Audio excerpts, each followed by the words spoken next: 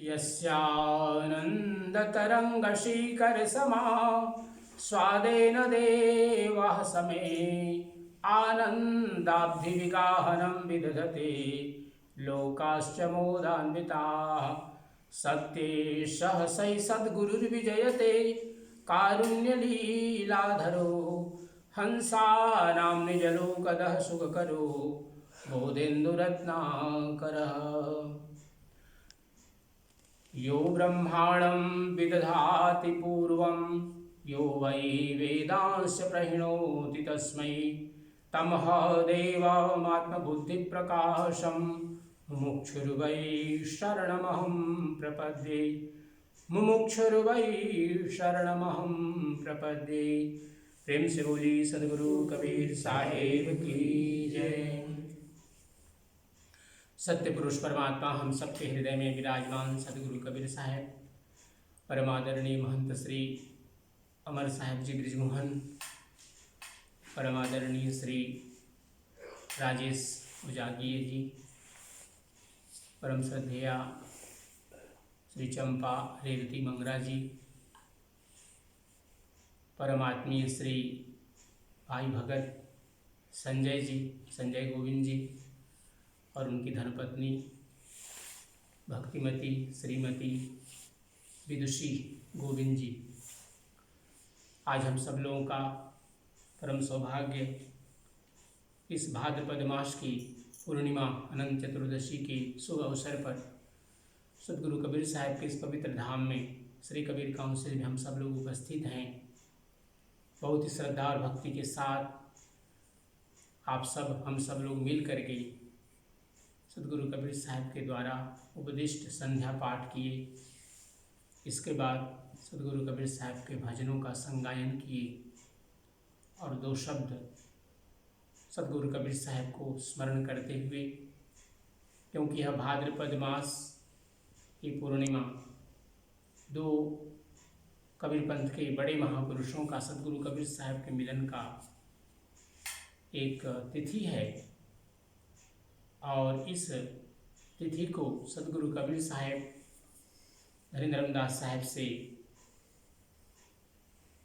मथुरा में प्रथम बार भेंट होता है उनका, और इसी तिथि को बहुत वर्ष पूर्व धनीधर्मदास साहिब से मिलन से बहुत वर्ष पूर्व श्री भगवान दास साहिब से मिलन होता है, जिनको हम भागवदास साहिब कहते हैं, जागूदास कहते हैं, जागृतदास साहिब, क्योंकि भागवदास साहिब तो गोस्वामी भक्ता ही संघ परंपरा के थे, लेकिन जागृतदास साहिब का जो एक परंपरा है वो भी एक आचार्य गुरु के रूप में कबीर पंथ में प्रसिद्ध हैं। जैसे धनीधर्मदास साहिब का बांधवगढ़ उनका प्रथम निवास स्थान था, बाद में वो कई जगहों पर उनके जो वंशज हुए उन लोगों ने अपने वास का स्थान रखा। छत्तीसगढ़ में इसकी सबसे ज़्यादा संख्या मिलती है।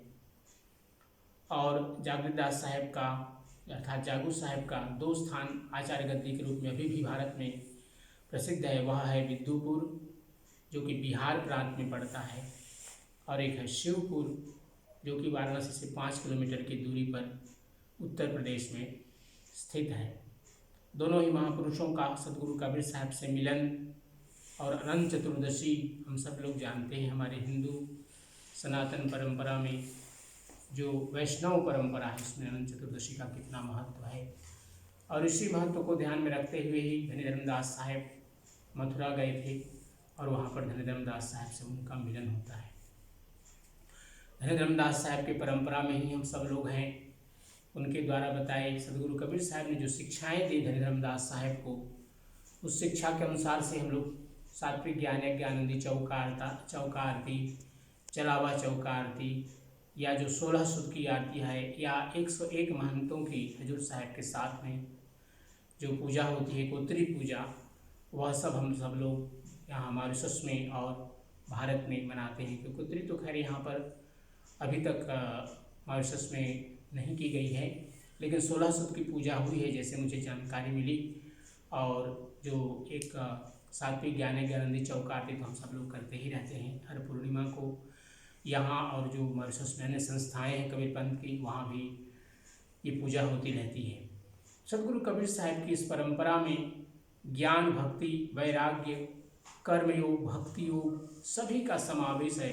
सदगुरु कबीर साहब ने अपने वाणियों के माध्यम से हम सब लोगों को जो ये परंपरा दी, जो कि अपने आप में ऐसा पूर्ण परंपरा है जिसको हम अपनाकर जीवन के उत्कर्ष को प्राप्त करते हैं।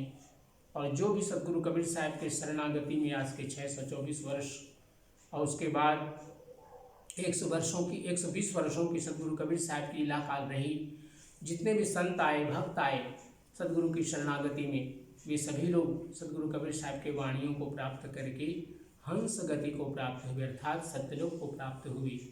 और उसके बाद भी पिछले 600 वर्षों से जो हमारे कबीर पंथ के अनुयायी हैं भारत में, मॉरिशस में या अन्य अन्य देशों में जहाँ कहीं भी हैं, सदगुरु कबीर साहब को अपनाते हैं और इस लोक में भक्ति, ज्ञान और वैराग्य के साथ अपने जीवन को व्यतीत करते हुए सत्यलोक को प्राप्त करने का जो सोपान है उसमें आगे की ओर बढ़ते रहते हैं। तो हम लोग की यह धारा है। समय को ध्यान में रखते हुए आज आप सब लोग भले ही अल्प संख्या में हैं, लेकिन फिर भी आप लोग आए, अपनी भक्ति सदगुरु के चरणों में समर्पित किए। सदगुरु कबीर साहब आप सबके जीवन को आनंदमय बनाए, यही सदगुरु से प्रार्थना करते हुए आइए सत्यनाम धुन करते हैं। उसके बाद फिर हम सब लोग आरती करेंगे।